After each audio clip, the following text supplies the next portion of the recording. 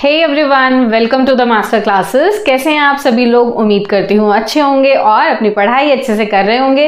तो बच्चों, आज हम करने वाले हैं इस वीडियो में क्लास 11 का sources of business finance continue करेंगे। ओके, तो इसमें बच्चों मैंने आपको शेयर्स के बारे में बता दिया था। आगे हम करने वाले हैं आज डिबेंचर्स के बारे में। ओके, तो डिबेंचर्स बच्चों क्या होते हैं? ये भी एक तरीके से फाइनेंस जो है उसको रेज करने के लिए इंस्ट्रूमेंट होता है। ओके, तो बच्चों ये बेसिकली बोरोड फंड्स में आता है, क्योंकि कंपनी जब डिबेंचर्स इशू करती है ना बच्चों, तो वो एक तरीके से बोरो कर रही है मनी।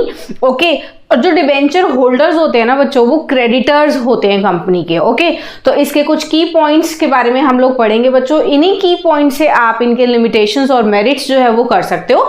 ओके, ये शुरू करते हैं आज की क्लास एक ब्रेक के बाद।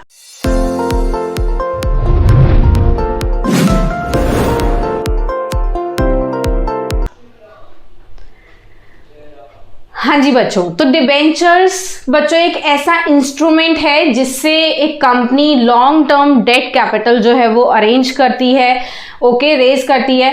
अब इसका एक सबसे इंटरेस्टिंग फीचर बच्चों क्या होता है, जो कि शेयर से थोड़ा सा अलग होता है, वो ये होता है बच्चों, इसमें फिक्स्ड रेट ऑफ इंटरेस्ट होता है। ओके, तो जो लोग मतलब रिस्क जो है ना वो कम लेना चाहते हैं, ओके, और फिक्स्ड जो इनकम है वो चाहते हैं, तो उन लोगों के लिए बहुत ही बढ़िया ऑप्शन हो जाता है, और कंपनी जो है उसके लिए भी ये काफी बेनिफिशियल रहता है। ओके, तो it bears a fixed rate of interest. Okay, दूसरा बच्चों इसमें कंपनी के लिए एक और चीज अच्छी रहती है कि जैसे शेयर्स में हमने पढ़ा था कि जो शेयर होल्डर्स होते हैं ना वो कंपनी के ओनर्स बन जाते हैं, राइट। तो कंट्रोल और मैनेजमेंट जो है शेयर होल्डर्स का कंपनी में रहता है, जबकि डिबेंचर होल्डर्स जो हैं उस केस में ऐसा कुछ नहीं होता। डिबेंचर होल्डर्स जो हैं वो कौन होते हैं? क्रेडिटर्स होते हैं कंपनी के।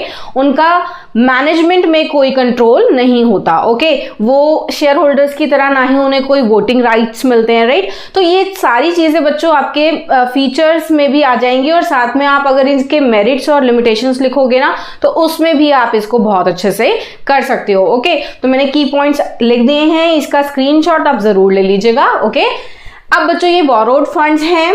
आगे इसमें बच्चों ये बेसिकली होता क्या है, कंपनी जो है एक एक्नॉलेजमेंट दे रही है। ओके, एक्नॉलेजमेंट कैसी एक्नॉलेजमेंट है ये, कि आपने जो अमाउंट पे किया है कंपनी को डिबेंचर्स के बदले में, उसका रीपेमेंट जो है एक फ्यूचर डेट पर कंपनी कर देगी। ओके, तो रीपेमेंट का प्रॉमिस होता है at a future date. Okay, ये एक्नॉलेजमेंट होती है जिसमें कंपनी आपको रीपे करने की तसल्ली पूरी दे रही है, राइट।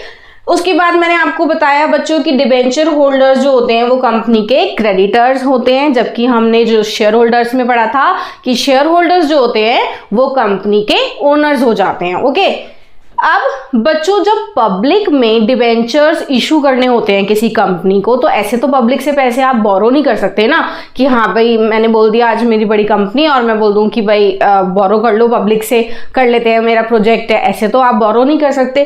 तो कुछ क्रेडिट रेटिंग एजेंसीज होती हैं बच्चों, वो आपकी कंपनी को, आपके इशू को रेट करती है। ओके, तो रेटिंग देने के बाद ही आपका जो एक तरीके से कंपनी अगर कितनी अच्छी है, उसकी जो डेट पेइंग कैपेसिटी है वो कैसी है, कंपनी का जो प्रॉफिट चल रहा है वो लास्ट ईयर्स में कैसा चल रहा है, तो ये सारी चीजें जो है क्रेडिट रेटिंग एजेंसी क्या करती है, एक तरीके से आपको पूरा वो लिख कर देती है, एक तरीके से पब्लिक को इशू करती है कि ये कंपनी कैसी है, राइट।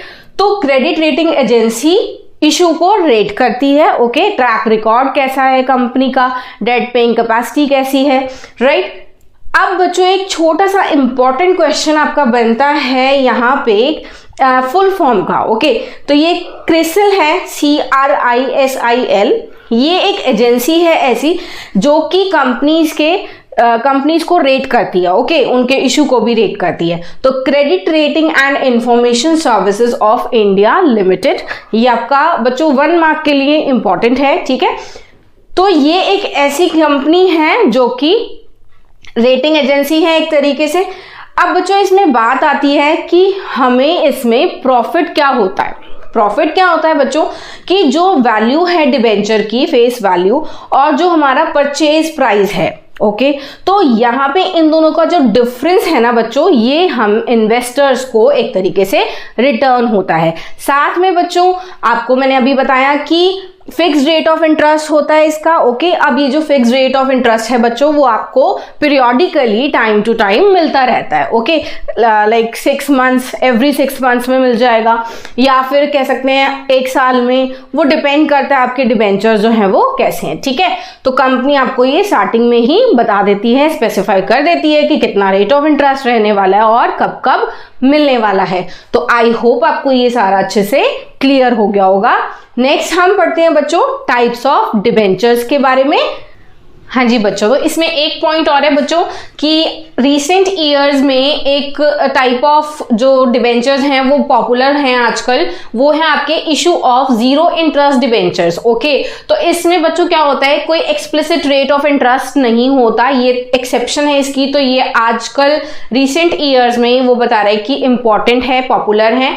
ओके अब बच्चों इसमें हम पढ़ेंगे कि टाइप्स ऑफ डिबेंचर्स कौन से हो सकते हैं। तो बच्चों इसमें आपके 4 टाइप्स के हैं, ये secured debentures and unsecured debentures. Okay इसमें बच्चों क्या होता है कि सिक्योर्ड डिबेंचर्स वो वाले डिबेंचर्स हैं जिन पर, जो कि सिक्योर्ड है, आपको नेम से पता चल रहा है। सिक्योर्ड कैसे है बच्चों कि इनके बदले में कोई एसेट जो है कंपनी का वो मॉर्टगेज रखा गया है। ओके तो ये आपके एक तरीके से सिक्योर्ड है। ठीक है, अगर कंपनी इनको रीपे नहीं कर पाई तो क्या करेगी, उसके एसेट जो है कंपनी के वो बेचकर आपको पेमेंट करेगी, तो वो सिक्योर्ड है।